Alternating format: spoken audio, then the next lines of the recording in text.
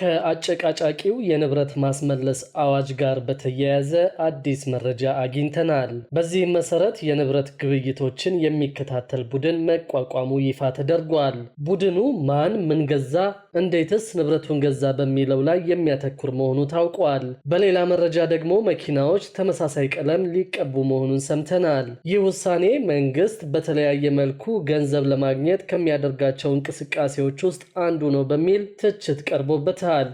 ሰላም ውድ ቤተሰቦቻችን እንኳን ወደ ዩቲዩብ ቻናላችሁ በሰላም መጣችሁ። ከንብረት ማስመለስ ጋር በተያያዘ የገጠማችሁ ነገር ካለ በሐሳብ መስጫው ላይ ጻፉልን። አሁን ዝርዝር መረጃዎቹን አንድ በአንድ ወደ እናንተ እናደርሳለን።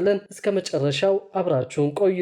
ከአጨቃጫቂው የንብረት ማስመለስ አዋጅ ጋር በተያያዘ አዲስ መረጃ አግኝተናል። በተለይም የዲያስፖራው ማህበረሰብ በኢትዮጵያ የሚያደርጋቸውንና ወደፊትም የሚያከናውናቸውን ግብይቶችና የንግድ እንቅስቃሴዎችን የሚከታተል ቡድን ተቋቁሟል።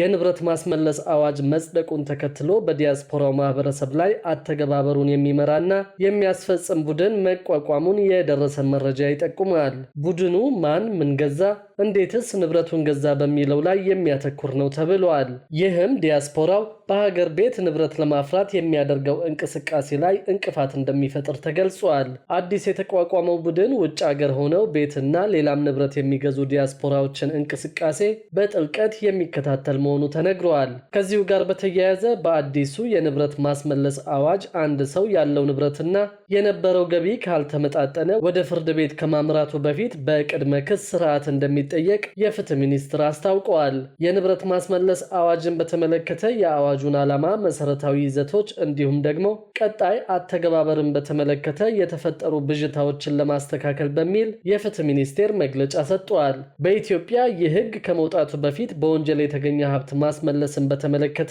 ራሱን የቻለና ወጥ የሆነ የህግ ማዕቀፍ ያልነበረ በመሆኑ በህግ ማስከበር ሂደት ክፍተት ፈጥሮ መቆየቱ በመግለጫው ላይ ተገልጿል። ቀደም ሲል የንብረት ማስመለስ አዋጁን በተመለከተ ያለ ህግ ቢኖርም ብዙ ህጎችን ያካተተ እንዳልነበር የፍትህ ሚኒስትሯ ወይዘሮ ሃና አራያ ስላሴ አስታውቀዋል። ምንጩ ያልታወቀ ንብረትን በተመለከተ በቅድመ ክስ ሂደት ማንኛውም ሰው ጉዳዩን እንዲያስረዳ የሚቀርቡለት ጥያቄዎችና አቤቱታዎች የፍርድ ቤቶችን ህጎችንና መርሆችን ተከትለው ማጣራት እንደሚደረግባቸው አንስተዋል። አቤቱታ የሚቀርብባቸው ሰዎችን በህጉ መሰረት ያላቸውን ማስረጃዎች የማቅረብ ወደ ፍርድ ቤት በማቅናት ደግሞ የመደመጥ መብታቸው እንዲከበርላቸው ይደረጋልም ተብሏል። በሌላ መረጃ ደግሞ መኪናዎች ተመሳሳይ ቀለም ሊቀቡ መሆኑ ታውቋል። በዚህም መሰረት የህዝብ ትራንስፖርት ተሽከርካሪዎች ወጥ ቀለም ሊቀቡ ነው ተብሏል። መንግስት በአዲስ አበባና በሌሎች ከተሞች የህዝብ ትራንስፖርት ተሽከርካሪዎች እንደ አገልግሎታቸው አይነት ወጥ ቀለምና መለያ ኮድ እንዲኖራቸው እቅድ መያዙ ተሰምቷል። የተሽከርካሪዎች ቀለምና መለያ ኮድ ከከተማ ከተማ የተለያየ ይሆናልም ተብሏል። የህዝብ ትራንስፖርት አገልግሎት ሰጪ ተሽከርካሪ ሹፌሮችም ወጥ የደንብ ልብስ እንዲለብሱ ለማድረግ እቅድ እንደተያዘ ተነግሯል። የትራንስፖርት ሚኒስትር አለሙ ስሜ ያረጁ ተሽከርካሪዎችን ከህዝብ ትራንስፖርት አገልግሎት ውጭ ለማድረግ ውሳኔ ላይ መደረሱን ሰሞኑን በአንድ ስብሰባ ላይ መናገራቸው መዘገቡ ይታወሳል። በሌላ መረጃ ደግሞ ከ1.7 ሚሊዮን በላይ አሽከርካሪዎች በድግግሞሽ ደንብ መተላለፍ መከሰሳቸውን የአዲስ አበባ ትራፊክ ፖሊስ አስታውቋል። ከ1.7 ሚሊዮን በላይ አሽከርካሪዎች በድግግሞሽ ደንብ መተላለፍ ክስ መከሰሳቸውን በአዲስ አበባ ትራፊክ ፖሊስ ቁጥጥር መምሪያ የትራፊክ ሙያና ህዝብ ግንዛቤ ዲቪዥን ኃላፊ ኢንስፔክተር ሰለሞን አዳና አስታውቀዋል። ኃላፊው አሽከርካሪዎች ኃላፊነት የጎደለውና በቸልተኝነት ምክንያት የሚያደርሱትን የትራፊክ አደጋ ለመከላከልና ለመቀነስ የብቃት ማረጋገጫ ፍቃድ ሲያወጡ የተማሩትን ተግባራዊ ማድረግ ይጠበቅባቸዋል ብለዋል። ከዚህ ጋር በተያያዘ የጽዳትና ውበት ሰራተኞች ስራቸውን በመንገድ ላይና በመንገድ ዳር በመሆኑ ለአደጋ ተጋላጭነታቸው ሰፊ መሆኑን በመጥቀስ አሽከርካሪዎች ከፍተኛ ጥንቃቄ ሊያደርጉላቸው እንደሚገባ አሳስበዋል። የትራፊክ ፍሰት የሚበዛባቸውን ቦታዎችና ቀናቶች ለትራፊክ አደጋ ተጋላጭ የሆኑ አካላትን በመለየት በተለይም የጽዳት ሰራተኞች ላይ ተደጋጋሚ አደጋ እየደረሰ በመሆኑ የስራ ሰዓታቸው ላይ አንጸባራቂ እንዲለብሱ ይመከራል ሲሉም ገልጸዋል። በአዲስ አበባ የተሳለጠ የትራፊክ እንቅስቃሴ እንዲኖር በማድረግና የመንገድ ትራፊክ አደጋን ለመከላከል ስራዎች እየተከናወኑ ነው ያሉት ኃላፊው በተለይም ደህንነቱ የተጠበቀ የመንገድ ስርዓት እንዲኖር ከባለድርሻ አካላት ጋር በጋራ እየተሰራ መሆኑን ገልጸዋል።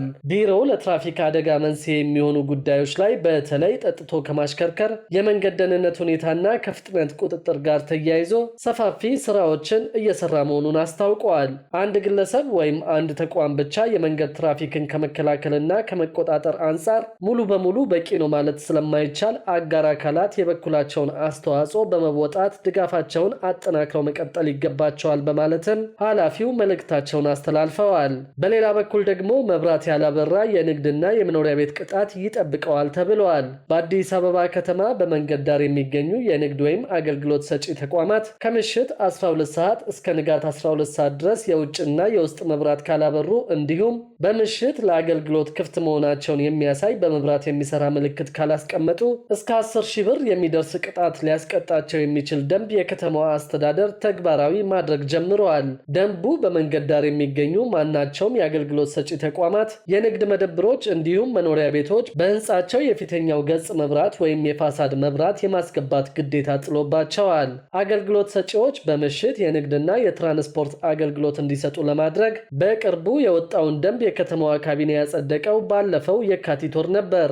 አስተዳደሩ ደንቡን ካወጣባቸው ምክንያቶች መካከል አንዱ ከተማዋ የደረሰችበት ኢኮኖሚያዊና ማህበራዊ ለውጥ መሆኑ ተገልጿል። የአብዛኛው ማህበረሰብ የስራ ባህልና ፍላጎት በመለወጡ የንግድ ስራዎችንና አገልግሎቶችን በምሽት የመከወን ተግባር ወጥነትና ቀጣይነቱን ለማረጋገጥ ደንቡ እንደወጣ አስተዳደሩ አስታውቀዋል። የከተማዋን ተወዳዳሪነት እውን ለማድረግ አገልግሎት ሰጪ ተቋማት ቀን ከሚሰጡት አገልግሎት በተጨማሪ በምሽትም አገልግሎት የሚሰጡበት ምቹ ሁኔታን ለመፍጠር ደንቡ የወጣበት ሌላኛው ምክንያት ነው። በምሽት የንግድና የትራንስፖርት አገልግሎት እንዲሰጥ ለማድረግ የወጣው ደንብ ተፈጻሚ በሚሆንባቸው ተቋማት ላይ የተለያዩ ግዴታዎችም ተጥለዋል።